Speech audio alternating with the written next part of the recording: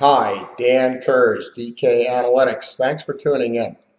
It's October 20th, 2016. We've had a prolonged absence from this publication type videos. We've cranked back up our reports and we'll be revisiting posts, that is new posts. We hope that you pardon the hustle and bustle related to our relocation and our efforts, which will be south of Florida based going forward instead of straddling two continents. That being said, I think today is a good day for reflection on a lot of things. The big headline for me, and I think for investors over time, that I want to drill down into a little bit on the heels of last night's third presidential candidate debate between Hillary Clinton and Donald Trump is trust or confidence.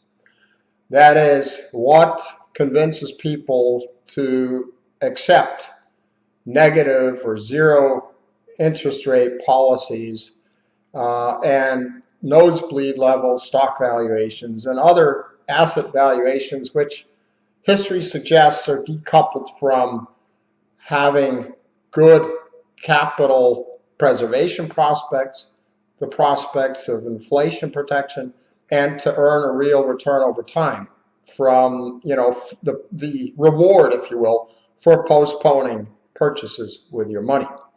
Well, last night's debate, harking back to confidence and trust, really hits the whole issue right between the eyes. We have on the Democratic side what I'm going to carefully call an unindicted felon, Hillary Clinton. Comey read a laundry list of what any normal American would find to be indictable charges, yet we appear to have two different sets of laws, one for the mighty and one for the rest of us. This is the kind of thing that threatens credibility in a system and, by extension, valuations of assets, which are tethered at the end of the day to confidence in the integrity of an economic/political system. On the other hand, we have Donald Trump, who has boasted many times of starting new trade wars, Hooverism revisited, of forcing companies to stay here, return here, instead of focusing on dismantling unconstitutional regulatory overreach by the executive branch, which in essence legislates today instead of the Congress, which again is very anti-rule of law, anti-constitution, anti-separation of powers. And if that weren't enough, we obviously have an economy that's unraveling.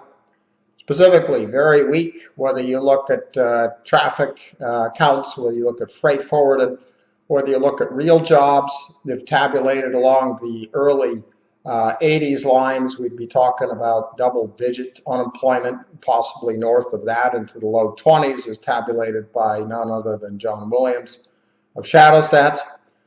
We have an exodus of manufacturing that's been with us for a long time.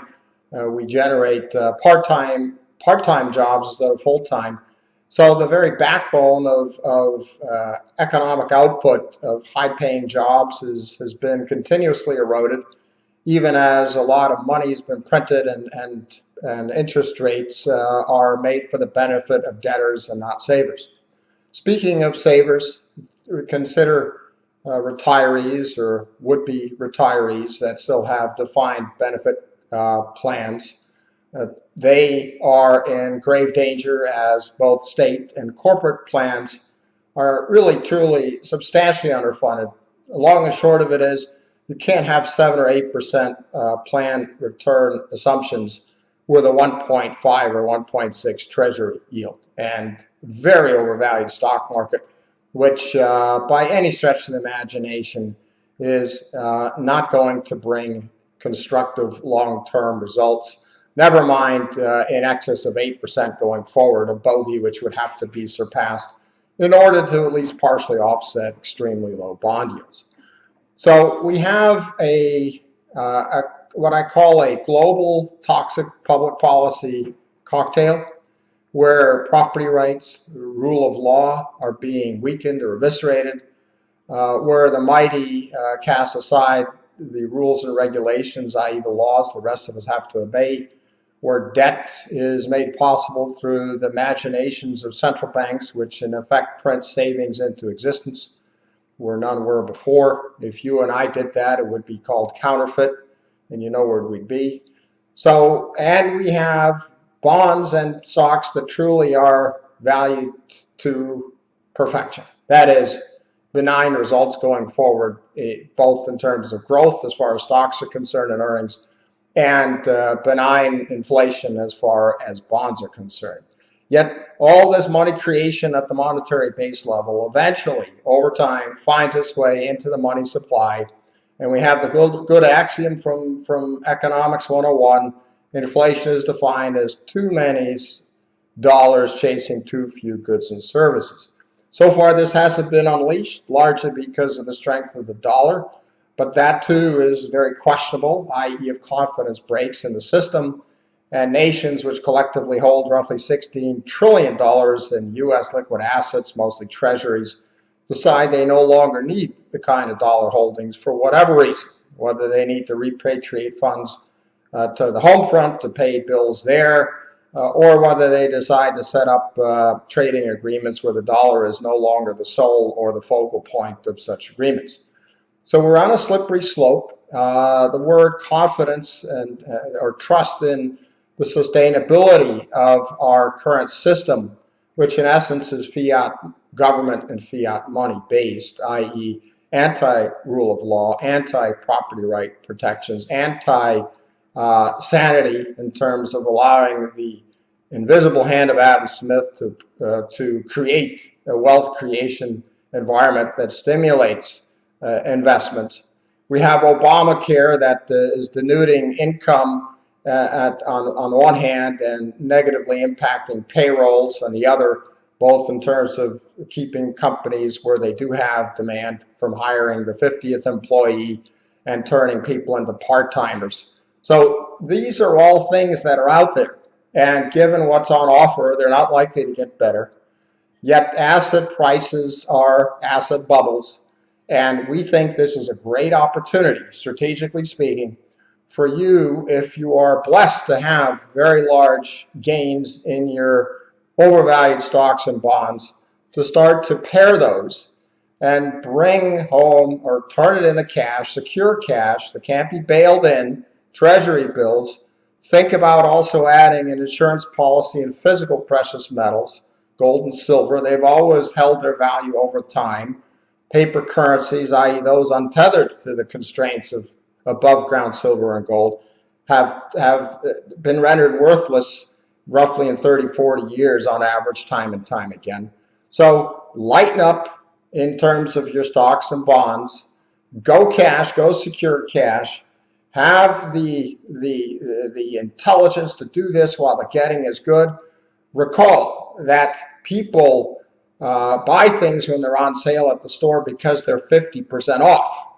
In our world, sometimes we often sell stocks or assets that are 50% off. Well, stocks aren't 50% off. They're, 200% up, and so are bonds, the biggest bubble of all by far. It's been in a nearly 40-year bull market where we're really not getting any hope of returns, be it real, be it inflation adjusted, be it preservation of capital. In other words, bondholders are going to be susceptible when confidence breaks. And for example, a lot of foreigners decide they don't need as many dollars. People are going to find, and we're seeing some of these signs, that bond prices can also go down and not up. And given the long durations, the low average yield of these over time, if you will, those are going to be susceptible to substantial price hits. Some of you that are older will recall Volcker Tough Love and bond yields on 10 years going from 5% in the mid-60s to nosebleed 15% by the early 80s. Well, I'm not suggesting we're going to revisit that. We couldn't stand it. But just a fraction of that kind of increase would send bond prices tumbling, and you'd be locked in. So go cash. Let value come to you, much like a housewife does when she waits for sales, and have the patience to await what will be much more reasonable values down the road, thereby not only rescuing your capital, but availing yourself of what will prove to be bargains and assets that, again, bring you good, solid returns that give you real returns or promise of real returns, inflation protection, and default risk protection. In other words, sell, wait to buy, and don't be afraid of missing out on the latest cocktail party gossip of having gone up another 5% when the downside on a lot of these assets, especially most your common stocks and bonds, are way in excess of 5% on the downside, more like 20, 30, 40, 50%. Thanks for listening. We invite you to look at recent reports where we go into this in some detail, and we'll be back more frequently going forwards.